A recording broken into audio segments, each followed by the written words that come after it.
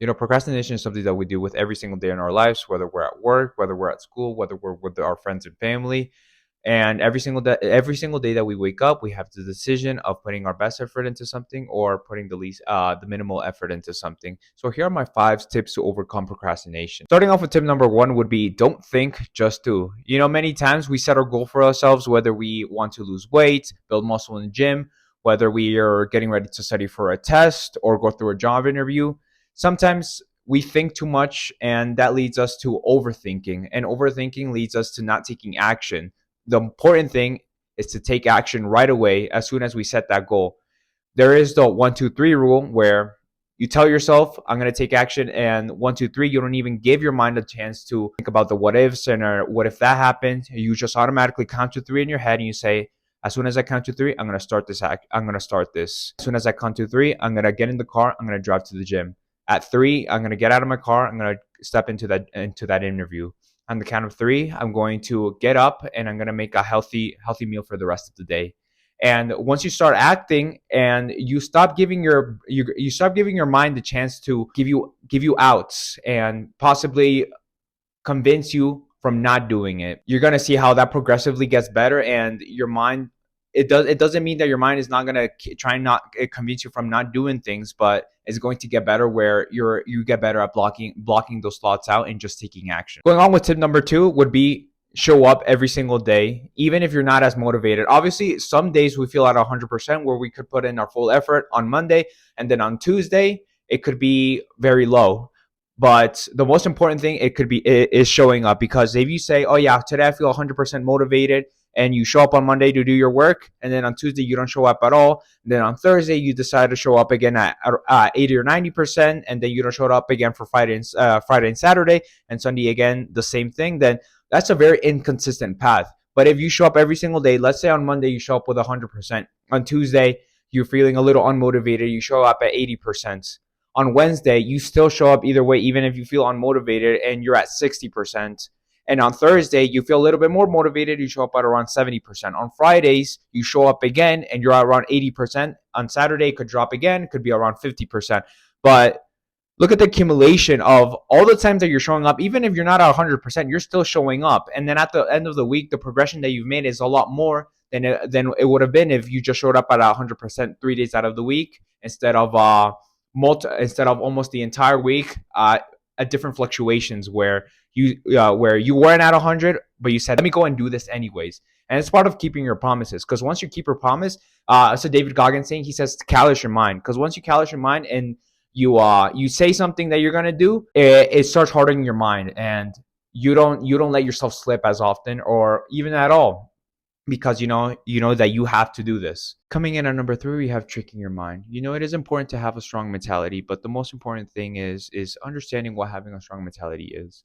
Having a strong mentality is being able to not listen to what the mind wants you to do, but having the mind listen to what you want to do. And let's say, for example, you have a big college test coming up, and you know that the material is very difficult, and it's going to take you a lot of long and strenuous hours, and you're possibly going to have to talk to many different people and use your sources and so on. And this is part of the reason that we procrastinate, is that we start internalizing those emotions before we even take that action, and then we start to delay taking action because we know how we're going to feel.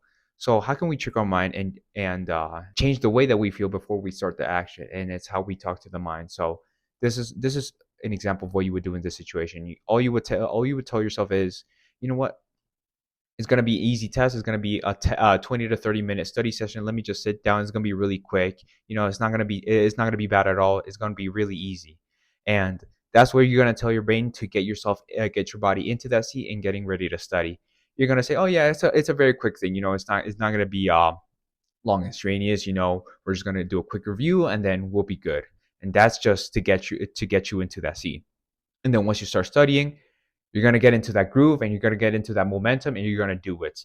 And that's the key, is before you start internalizing these negative emotions, before you start taking the action, is you change the way that you think about the situation, and you start that action by tricking your mind in a sort of way, which really means is talking your mind out of those feelings, and putting perspective into a more positive feeling and saying, yeah, it's gonna be quick. Let's just do this, knock it right out, and then we can go do this.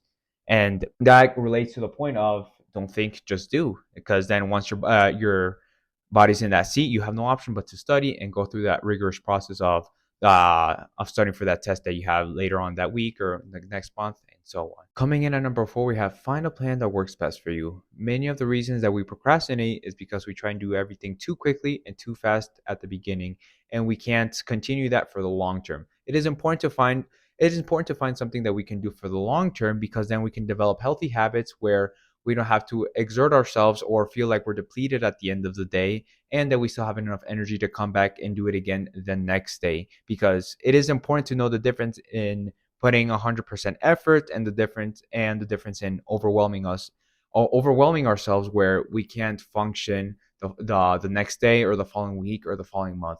It has to be a routine that we can follow for the entire year and many years to come forth, and possibly the next decade, and so on. So find a plan where you are able to feel good, where you're able to take breaks, where you're able to relax your mind, have a reset, and come back refreshed the next day. And it is important to know the difference between that and falling into laziness as well. So finding a balance between everything is the key. Balance stops us from going too down here and too up here. And that takes time. It doesn't, you're not going to be able to find it right away. You're going to have to try it with different routines. Sometimes you're going to have to see, does this work for me? Does this not work for me? How do I take my recovery process? How much effort do I put into my craft? And once you start finding those answers throughout your journey, you're going to see what works best for you. Coming in at number 5 is writing down your long term goals and asking yourself, what are you willing to sacrifice? One of the things I learned is if your dreams don't scare you, then you're not dreaming big enough. And that is something that one should take in every aspect of life, whether they need or whether they want to improve this area of their life with their family or with their work. What are you willing to sacrifice and what are you willing to do in order to get there? And so something that is very important is realizing what your level of comfort is currently in your life. Is your current level of comfort way too much where your procrastination levels are off the chart, or is it something that you just need to have a little fix in your mentality, have better tips and tricks in order to get started with whatever it is you want to do, or you have to look in both skills. Thank you guys so much for watching. I'm going to be making more of these types of videos. Let me know down in the comments if this video helped you, or let me know if this video didn't even help you at all. But either way, I appreciate all of you guys, and I will see you in the next one. Peace.